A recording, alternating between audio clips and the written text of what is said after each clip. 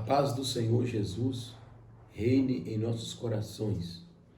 Nesta ocasião, nós vamos estar estudando a lição 7, que fala a respeito do ministério de profeta. O ministério de profeta.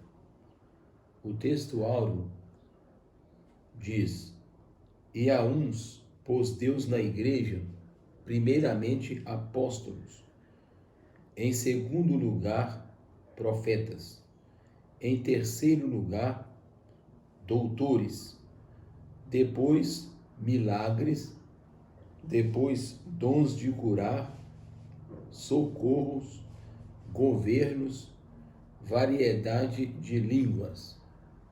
1 aos Coríntios, no capítulo 12, versículo 28. Verdade prática. O ministério de profeta, ele é fundamental para a Igreja de Cristo nos dias atuais. O ministério de profeta, ele é fundamental, ele é essencial para a vida da igreja odierna. A leitura bíblica em classe está registrada em 1 aos Coríntios, capítulo 12, versículos 27 até o 29, e também Efésios, capítulo 4, versículos 11 a 13. Ora, vós sois o corpo de Cristo e seus membros em particular. E a uns pôs Deus na igreja, primeiramente apóstolos, em segundo lugar profetas, em terceiro doutores, depois milagres, depois dons de curar, socorros, governos e variedade de línguas. Porventura, são todos apóstolos? São todos profetas? São todos doutores? São todos operadores de milagres? São perguntas retóricas, cuja resposta é não. Não são todos apóstolos? São todos profetas? Também não. São todos doutores ou mestres? Também não. São todos operadores de milagres? A resposta é não. É uma série de perguntas retóricas. Efésios capítulo 4, versículo 11, 12 e 13. E ele mesmo deu uns para apóstolos, e outros para profetas, e outros para evangelistas, e outros para pastores e doutores, ou mestres, querendo o aperfeiçoamento do santo para a obra do ministério, para edificação do corpo de Cristo, que é a igreja, até que todos cheguemos à unidade da fé e ao conhecimento do Filho de Deus, a varão perfeito, à medida da estatura completa de Cristo. Muito bem, aqui nós temos a base da nossa lição, o texto bíblico básico dessa lição 7, que será ministrada no dia 16 de maio de 2021. O objetivo geral é expor o desenvolvimento do ministério de profeta. Expor o desenvolvimento do ministério de profeta, que é para os dias de hoje também. Muitos pensam que o ministério de apóstolo e de profetas encerrou na era apostólica, quando morreu o último apóstolo, que foi João. Então, são chamados de cessacionistas, que acreditam que os dons espirituais cessaram com o tempo.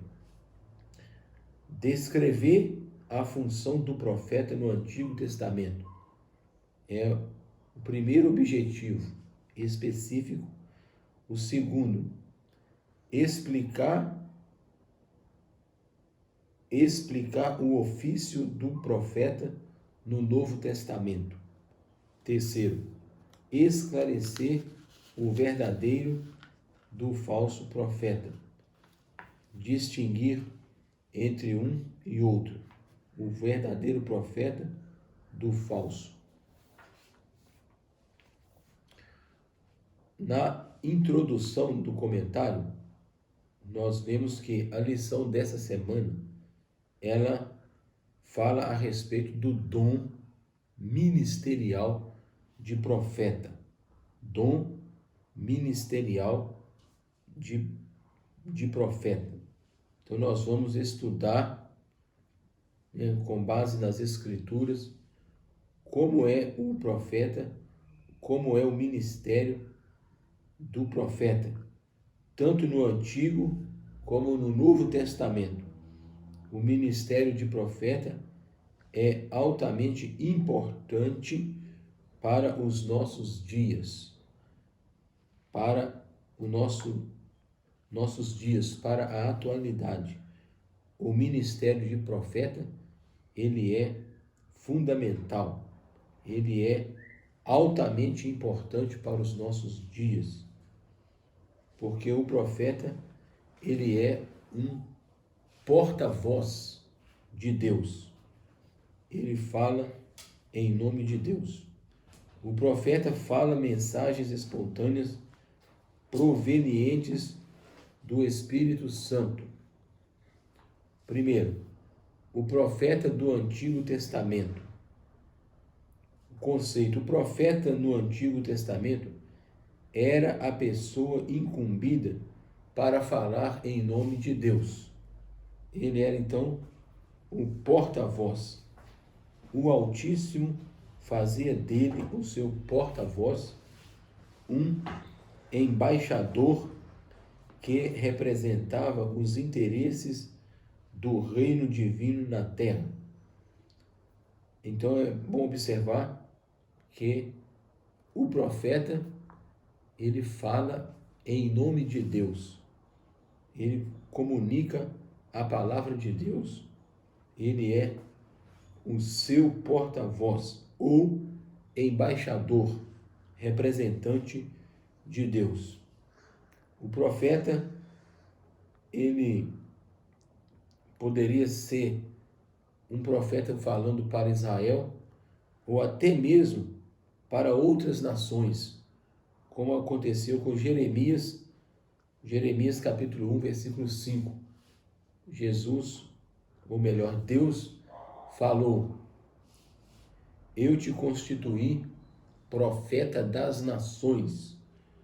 Quando alguns embaixadores iam a Jerusalém visitar Jerusalém, Jeremias então entregava uma mensagem aos embaixadores, e assim eles levavam a palavra de Deus para a sua terra natal. Ao longo de toda a história veterotestamentária, o Senhor levantou homens e mulheres para profetizarem em seu nome. Homens e mulheres, né? Começando aqui por Samuel. E Samuel, ele é o último dos juízes e o primeiro dos profetas para a nação de Israel. Se bem que a Bíblia fala que Moisés, ele era profeta, até mesmo Abraão é considerado profeta. Havia também a profetisa Hulda, lá em 2 Reis 22, 14 a 20, fala a respeito da profetisa Hulda. Também temos grandes profetas do Antigo Testamento. Elias e Eliseu foram grandes profetas. Isaías, Jeremias, Ezequiel, Daniel, Oséias e assim até chegar em Malaquias.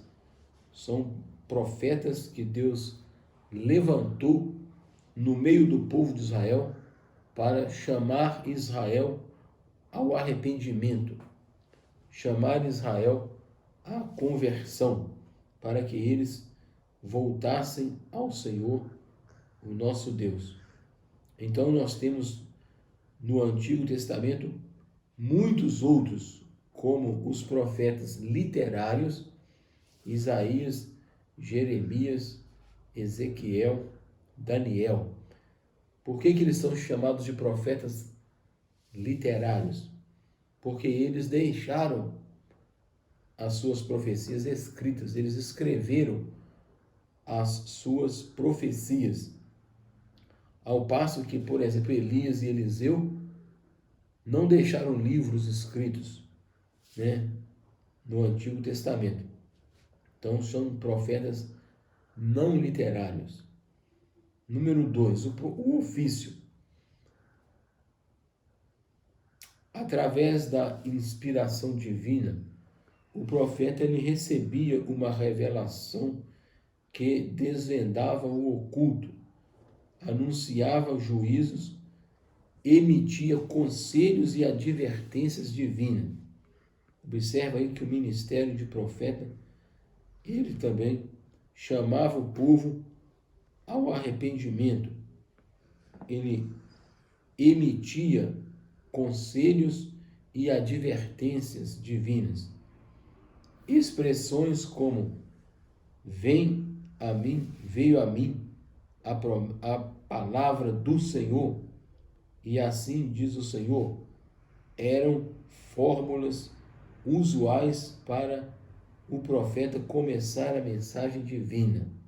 Então, essa expressão, assim diz o Senhor, e veio sobre mim a palavra do Senhor, dizendo, são expressões que ocorrem centenas de vezes no Antigo Testamento. Mais de 1000 vezes ocorre essa expressão. Assim diz o Senhor, ou veio a mim a palavra do Senhor. O profeta também ele exerceu um importante papel de conselheiro na história do reinado de Israel. Temos como exemplo Natã, que é aquele profeta que estava ligado ao palácio.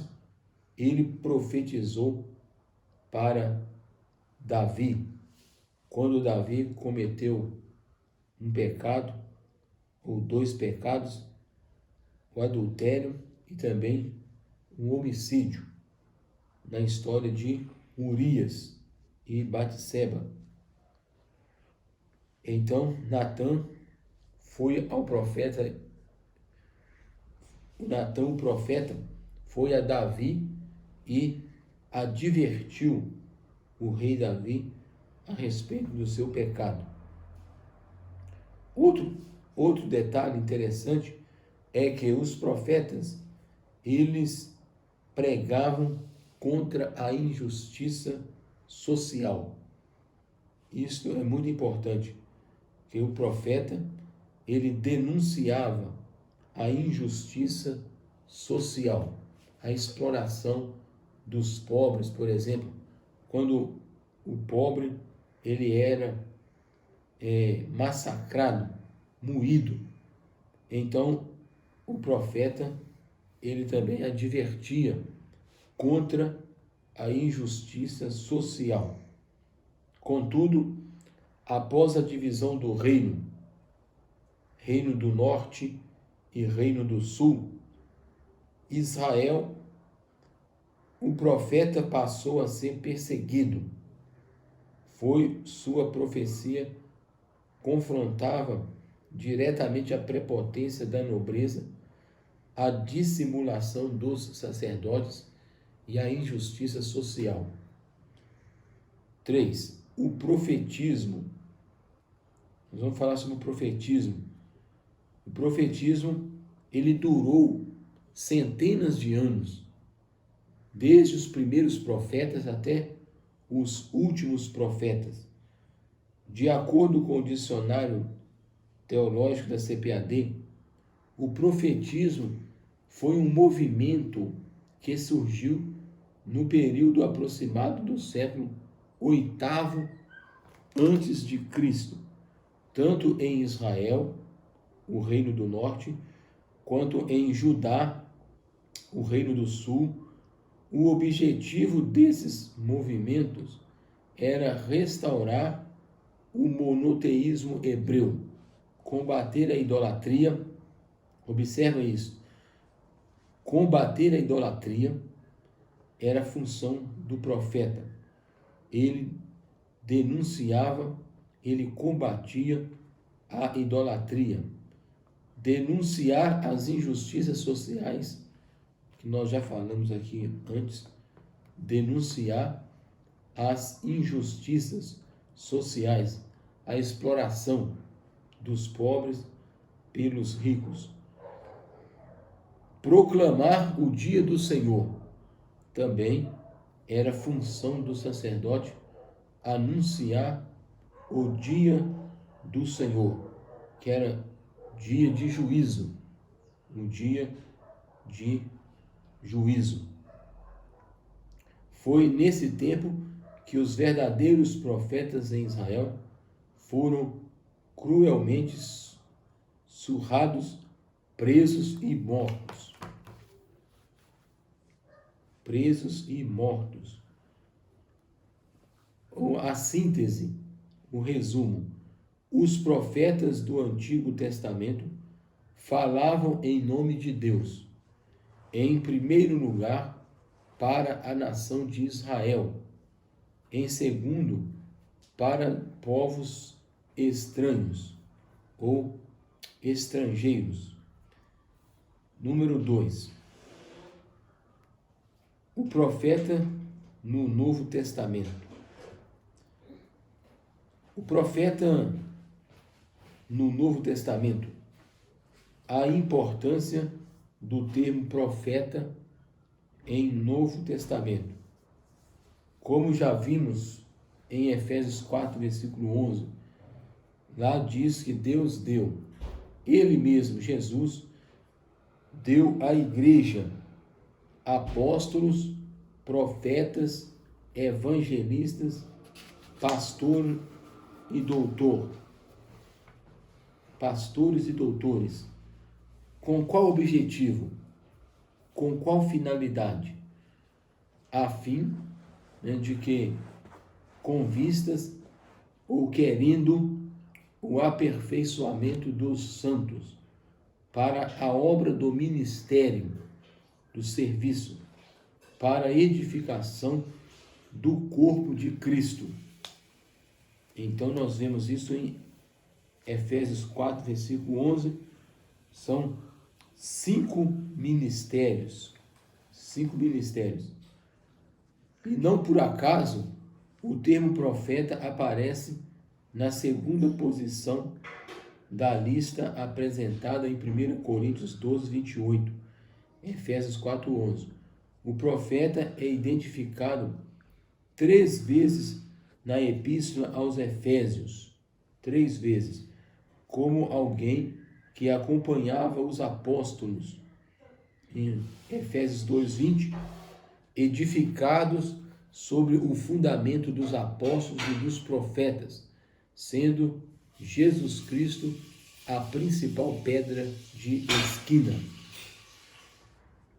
Efésios capítulo 3, versículo 5, Paulo diz que Deus revelou aos seus santos, apóstolos e profetas o mistério da conversão dos gentios, ou seja, que os gentios, eles são também herdeiros da promessa e eles então participam do corpo de Cristo. em pé de igualdade com os judeus. E 4:11 nós já falamos a respeito dos 5 ministérios enumerados pelo apóstolo Paulo. A Bíblia nos afirma que concidadãos dos santos e da família de Deus estão edificados sobre o fundamento dos apóstolos e dos profetas. Efésios capítulo 2, versículo 19 e 20. Aqui a Bíblia denota a importância do ministério de profeta na liderança da igreja do primeiro século. O ministério de apóstolos, de profetas, de evangelistas, de pastores e doutores, todos eles são necessários para a igreja de hoje, não apenas para a igreja do primeiro século, mas também para a igreja dos dias atuais. O ofício do profeta no Novo Testamento. No Novo Testamento nós também vemos o ministério dos profetas. Alguns acham que não existe profetas mais, mas no Novo Testamento nós vemos o ministério de profetas. Por exemplo, o profeta Ágabo, em Atos dos Apóstolos, capítulo 11, ele aparece lá profetizando uma fome que ia acontecer nos dias de Cláudio, o governador. Também nós vemos em Atos capítulo 13, versículo 1, havia na igreja de Antioquia profetas e mestres.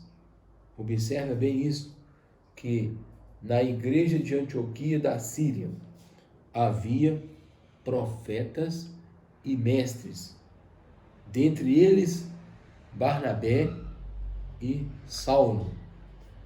Então a Bíblia diz que o Espírito Santo disse: apartai-me a Barnabé e a Saulo para a obra a que os tenho chamado. Apartai agora, diz o texto bíblico. Então, como que Deus disse? O Espírito disse por meio dos profetas, mencionado no versículo 1 do capítulo 13. Havia na igreja de Antioquia profetas. Disse o Senhor, por meio dos profetas: apartai-me Barnabé e Saulo para a obra a que os tenho chamado.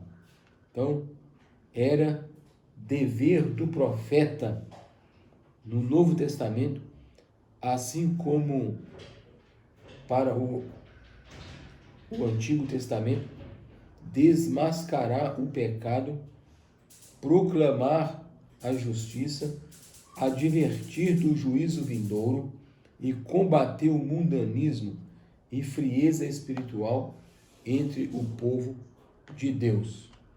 Então você observa aí que era dever do profeta do Novo Testamento, assim como do Antigo, desmascarar o pecado, proclamar a justiça social, a fidelidade, da balança. Isto mostra a preocupação com a justiça.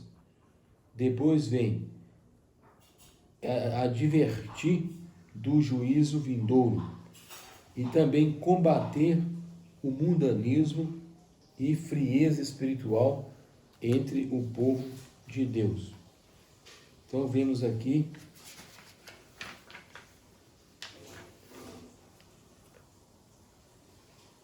continuando aqui esse tópico a respeito do ofício do profeta neotestamentário. Ele falava pelo poder, pela autoridade do Espírito Santo, chamando o povo ao arrependimento, à conversão, à justiça social, justiça social e também combater a injustiça, né, no meio do povo de Deus. O objetivo do dom ministerial de profeta. O objetivo do dom ministerial de profeta. A função do profeta no Novo Testamento é apresentada por Paulo no mesmo bloco de versículos em que ele menciona os 5 ministérios em Efésios 4, 11 a 16. Ou seja, o profeta ele é chamado por Deus a levar a igreja de Cristo a uma plena maturidade cristã. Então, o profeta ele é chamado por Deus a levar a igreja de Cristo a uma plena maturidade cristã, pois, como um organismo vivo, a igreja, o corpo de Cristo, deve desenvolver-se para a edificação em amor. Para a edificação em amor. Versículo 16. Para que tal seja uma realidade, os profetas do Senhor devem desempenhar suas funções, capacidades e dirigidos pelo Espírito Santo de Deus. Então, o objetivo do dom ministerial do profeta é falar em nome de Deus e assim levar o povo ao crescimento espiritual, à maturidade espiritual. Terceiro, discernindo o verdadeiro profeta do falso. Então, discernindo o verdadeiro profeta do falso. Simplicidade versus arrogância. Duas situações de contrastes, né? A simplicidade do profeta de Deus em relação à arrogância do falso profeta. Duas características do verdadeiro profeta são a simplicidade e o amor.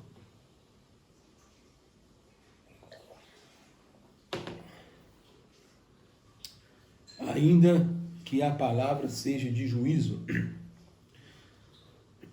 o coração do profeta, ele transborda de amor e sua conduta simples demonstra a quem ele está servindo. O Deus de amor, nós podemos lembrar de, por exemplo, Jeremias, que teve um ministério longo, profetizou durante muitas décadas, e ele era cheio de amor e simplicidade. Ele é chamado de o profeta das lágrimas, porque ele chorava abundantemente quando ele contemplava a situação do povo de Israel.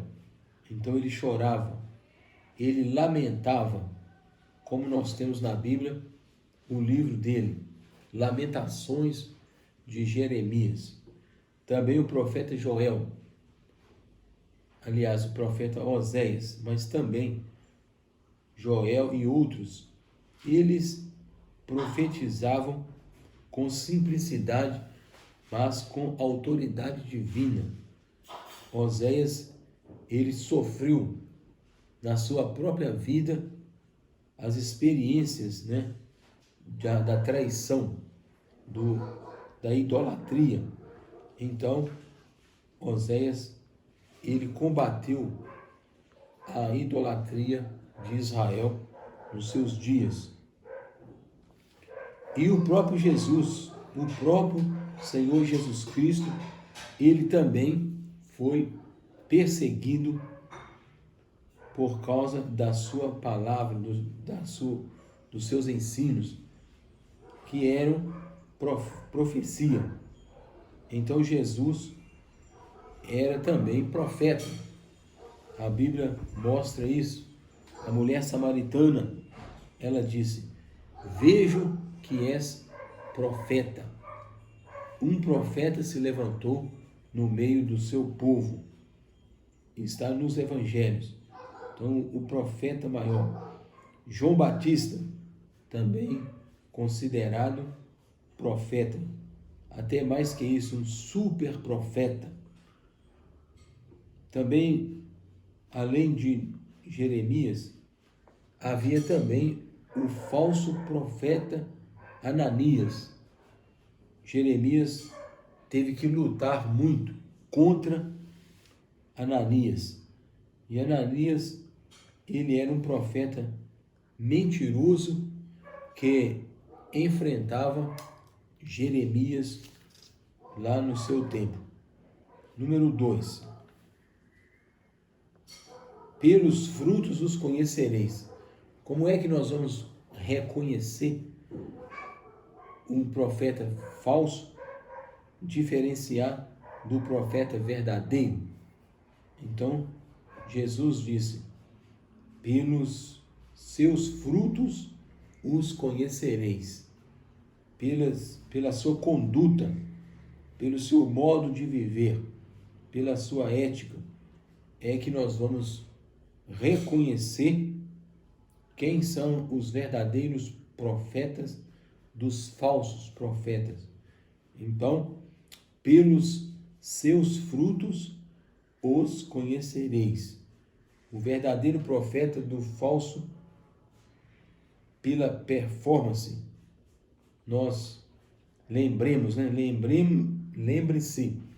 de que não devemos diferenciar o verdadeiro profeta do falso pela performance, pela aparência ou pelo espetáculo, mas pelos frutos que eles produzem, que é o fruto da justiça, é o fruto do amor, da paz, da longanimidade, o fruto do Espírito, narrado em Gálatas capítulo 6. Aliás, Gálatas capítulo 5. Ainda sobre o falso profeta. Apesar de um falso profeta ser arrogante e iníquo, ele fala com grande eloquência, e isso basta para que ele seja tido como verdadeiro? Pergunta, né? Obviamente que não. Não basta falar com eloquência.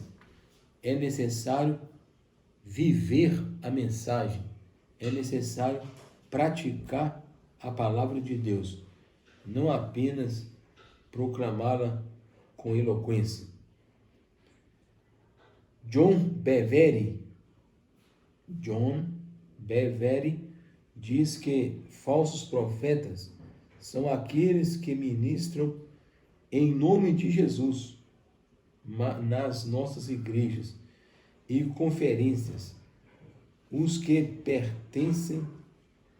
que partem o coração dos justos, e que, embora o ministério seja apresentado em nome de Jesus, não é desempenhado pelo seu espírito.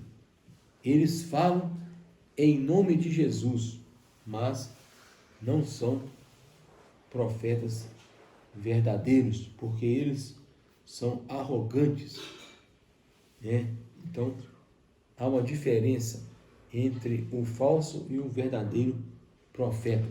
Pelos seus frutos os conhecereis. Então, mostra aqui que na autoridade do Espírito de Deus, acautele-se, ter cautela, cuidado dos falsos profetas. Porque aqui diz: seja prudente, o Espírito Santo, mediante o Evangelho, te fará discernir a procedência desses enganadores. não se deixe conduzir por eles. Síntese, o resumo: uma das formas de reconhecer o falso profeta é identificar a sua arrogância e a podridão dos seus frutos. Então observa bem aí que eles, pelos seus frutos, vão ser reconhecidos. Tem que viver a palavra no coração. Vamos agora para a conclusão. Vamos aqui. Concluindo, acabamos de estudar o exercício do ministério de profeta no Antigo e no Novo Testamento, visto que tal ministério, juntamente com o dos apóstolos, era um dos pilares na liderança da igreja do primeiro século. Efésios 2:20, edificados sobre o fundamento dos apóstolos e dos profetas, sendo Jesus a principal pedra angular, ou de esquina. Apesar de, ao longo da história da igreja, o ministério de profeta ter perdido preeminência, sabemos o quanto ele é importante para a vida espiritual da Igreja de Cristo. O profeta do Senhor, com autoridade e sabedoria divina, deve desmascarar as injustiças, o falso profetismo e primar, buscar intensamente pela edificação da Igreja do Senhor Jesus. Que Deus levante os legítimos profetas. Amém. Você pode se inscrever e deixar o seu like. Amém.